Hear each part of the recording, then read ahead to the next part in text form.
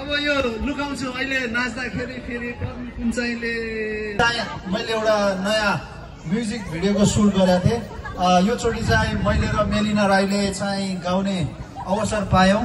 यो पालि चाहिँ म अलिक फरक हाम्रै संस्कृति झल्काउने मैले फर्स्ट टाइम मेरो जीवनमा कौडा गीत गाएको छु।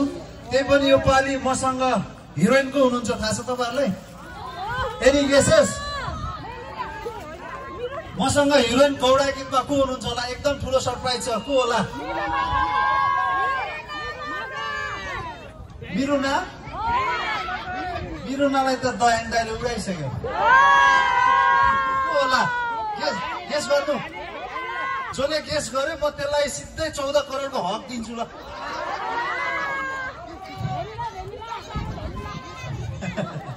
ल तपाईँहरूको गेसेसै मिलेन।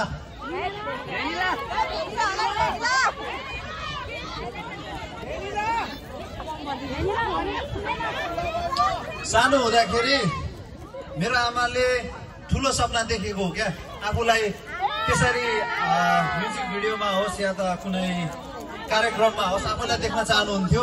अनि मेरो आमाको एउटा सपना पनि थियो प्रोफेसनल म्युजिक भिडियोमा काम गर्ने।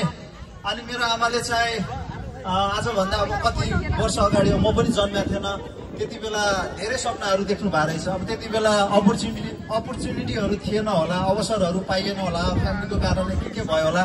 तर योचोटि चाहिँ म छोरा भएको नाताले चाहिँ मेरो आमाको सपना पुरा गर्दैछु। खुसी हुनुहुन्छ? र मौका मिल्यो भने म यही हङकङमा प्रिमियर गर्न चाहन्छु त्यो कौडा गीतको। हाम्रो 12-13 मिनट जस्तो छ यो गीत।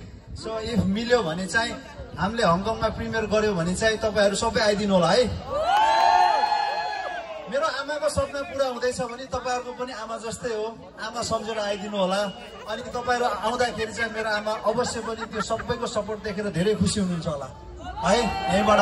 सो अबको 4-5 दिनमा हामी रिलिज गर्ने तयारीमा छौँ, अलमोस्ट सबै फाइनल भइसक्यो। सो अब हेरौँ कहाँ हुन्छ प्रिमियर, के हुन्छ भन्ने कुरा म हाम्रो मामाहरूसँग पनि कन्सल्ट गर्छु। त्यसपछि कता हुन्छ म एउटा एनाउन्समेन्ट गर्छु अनि मामाले पनि गर्नुहुन्छ होला सायद हाम्रो बुटोल सेरोफेरो समाज टिमले। अनि तपाईँहरू आउनुपर्छ है त्यो गीत। फर्स्ट प्रिमियरमा हामी सबैले हेर्नु पर्यो हङकङमा, हुन्छ? ल अब हुन्छ त भन्नुभयो, हेरौँ अब कतिको हुन्छ कि हुँदैन। ल अब चाहिँ लास्ट एउटा गीत गाउने हो, एउटा ट्र्याक बनाएर लिएर आएको छु। सबै नाच्ने, झुम्ने, गाउने, अब यहीँ रुने, कराउने, के गर्ने हो गर्ने, अनि घर जाने है त।